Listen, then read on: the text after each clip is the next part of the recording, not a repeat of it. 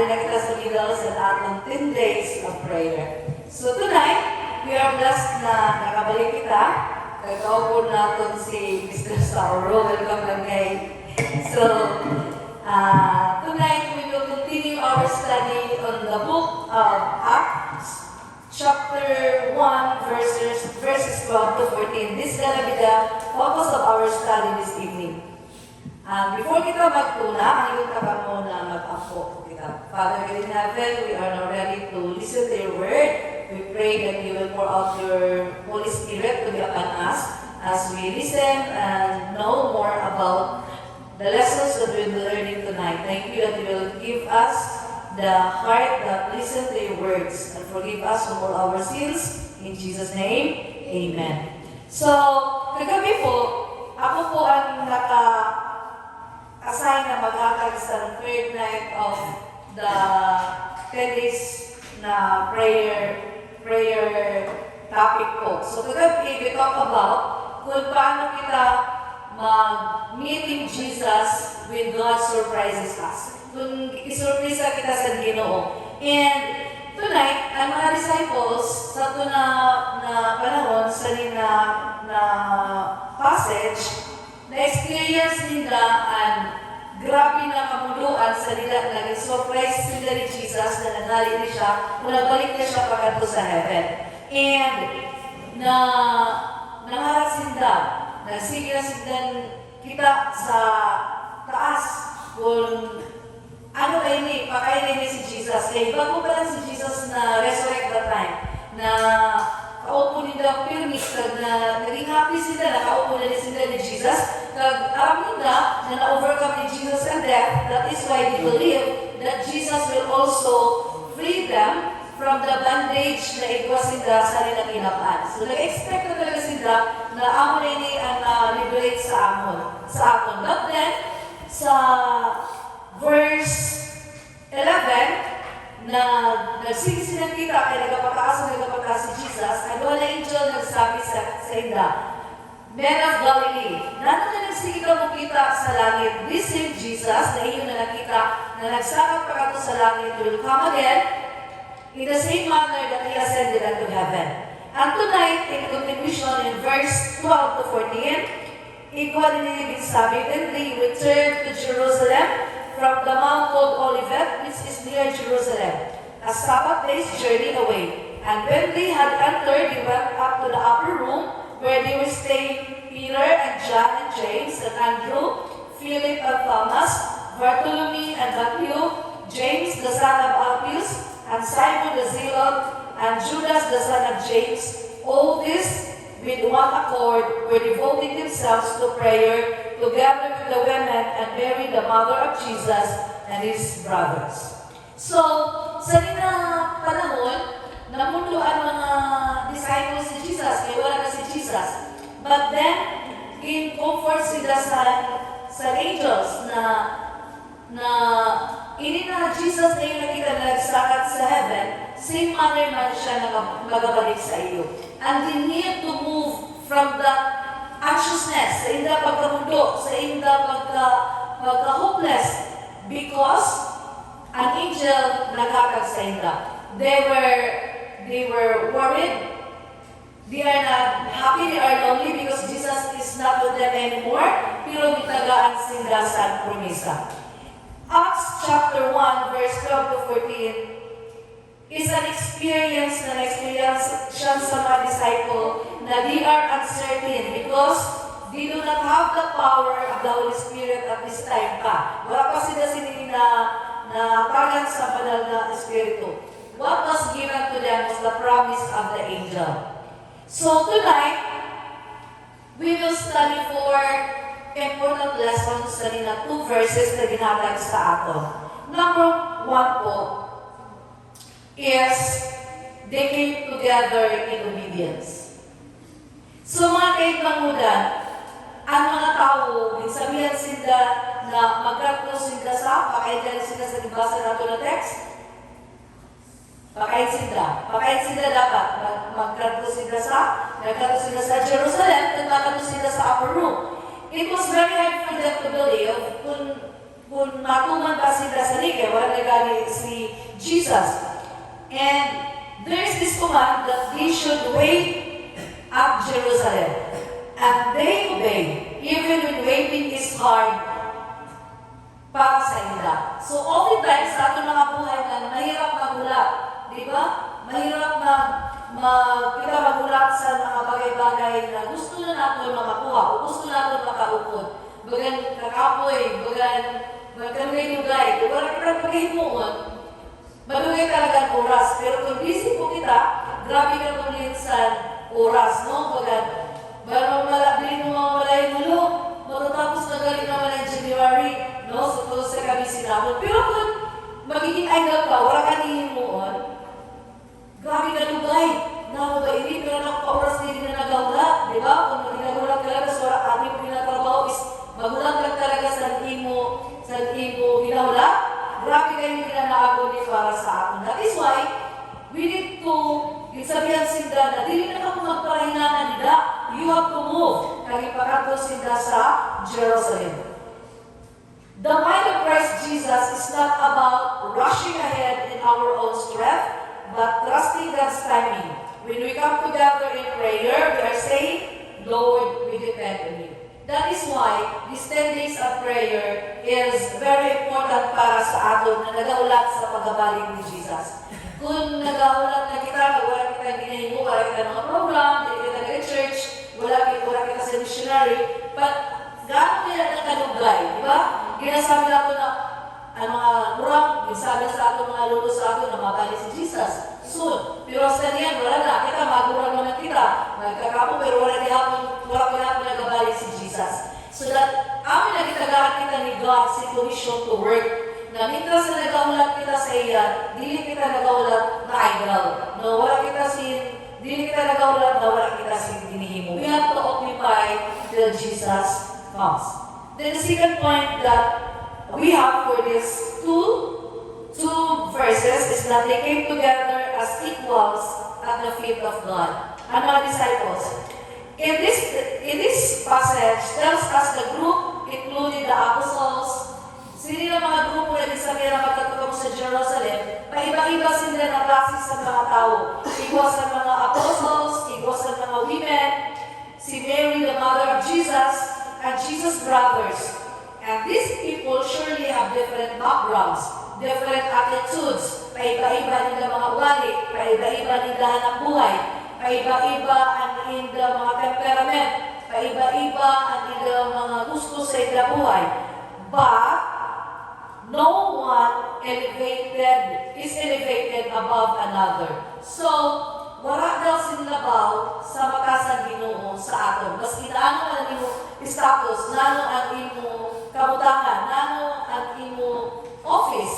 And this is humility. Mga kaigsunan, humility is a great attribute na kailangan ma-reach sa mga tao na nagatuod kay Jesus. And we can only be in humble obedience to Jesus through prayers. And prayer, titles disappears, pride fades, and the hearts are aligned to the mind of Christ. Is a mind that values unity over statue. So, kailangan natin mga kaibigan na mga katauhan na maging humble. Because in the eyes of Jesus, no matter what your status is, dili ka pwede na maging elevated. Because God loves us so fairly and just the same. Because all of us have sinned and come fall short of the glory of God. The third point this evening is digging together with one accord. Not ibig sabihin sa one accord. It means one heart, one purpose, one decision. So, parilasan mag-asawa. Duduhan ni buong na different individuals, but they have to come up with one decision. Dili pwede na ano sad pagkanto sa gusto pagkanto sa kalani, ano sad pagkanto dito sa di masala. So they have to decide kung di kita masunod. They have to be in one accord. Usad ang heart, usad ang mind, usad ang decision. to go. So the disciples should experience one heart and one purpose. No, kailangan nila ini. And they were not divided by fear, they were not divided by disappointment or personal ambition. They were united in prayer. Usa na na posisyon na magiging united dito mga kaibigan. Mas ginano man ang status mo sa buhay, mas ginano man ang kamutangan mo sa iyong buhay, we will be equal when we are in a prayer position. Kung nakaluhod kita mga kaigsuunan, we will be in one accord. And this reflects the mind of Christ Jesus, who humbled himself, laid aside his rights, and submitted fully to the Father. When we pray together in unity, we reflect Christ to the world. So mga kaibigan, the perfect example that we could give is Jesus when it comes to humility. Jesus, ibayaan niya ang iya status sa heaven.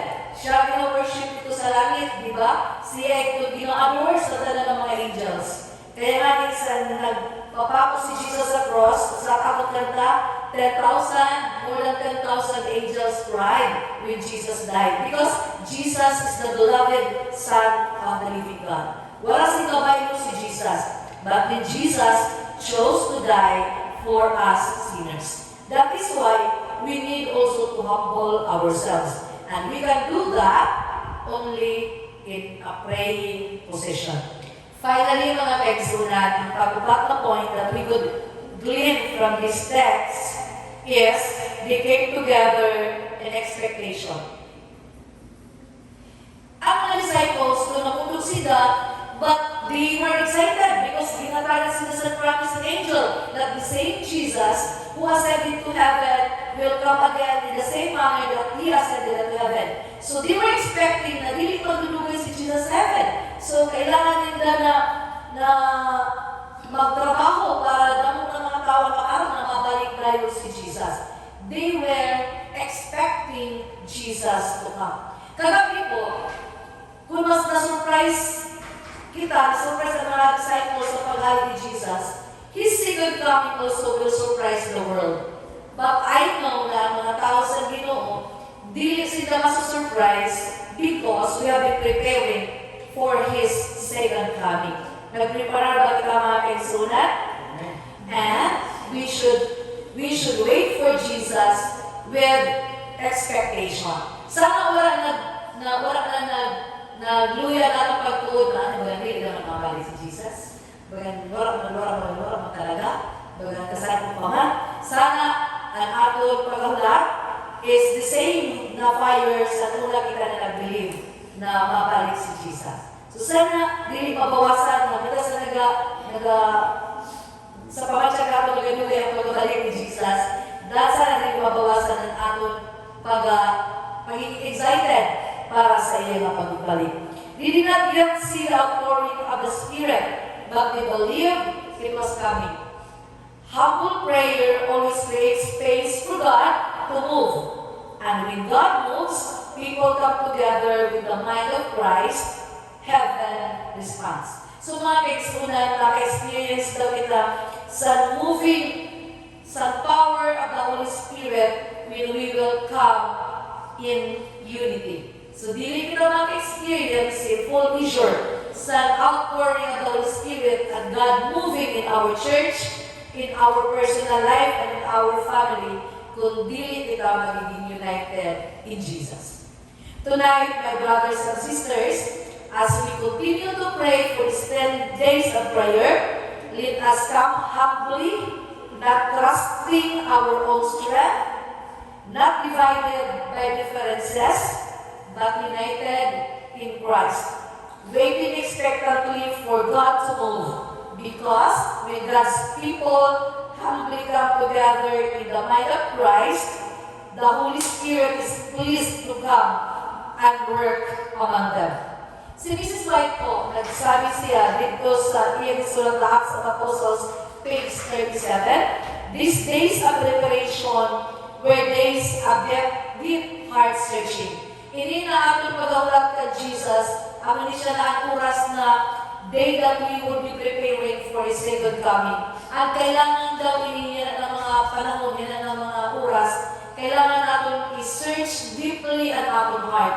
Kung handa ba talaga kita sa pagbabalik sa Ginoo. Kaya basin kita na surprise kung nabalik na Ginoo. God wants us to be prepared. And God doesn't want na kita lang po ang maging preparado. Jesus wants our family, our neighbors, and mga tao na nakapatalikod sa atin na maging prepared na sila for His second coming. The disciples felt their spiritual need and cried to the Lord for the holy unction that was to fit them for the work of soul saving. They did not ask for a blessing for themselves. Wala na pa ngayon ang mga disciples na material na bagay para sa ila, mga blessings na para sa ila. They were weighted with the burden of the salvation of souls. But instead, binabutatan sila para sa mga souls na wala pa nagatuod sa atong Ginoo na magabalik. They realized the gospel was to be carried to the world and declared the power that Christ had promised. In Acts of the Apostles, page 37. So mga kahit-mangulan, in preparation of our work in going out, in making disciples, and informing others that Jesus is coming para maging handa sila, kag maging handa kita, let us put ourselves in a prayer position. We need to pray for the outpouring of the Holy Spirit. God bless us and good evening.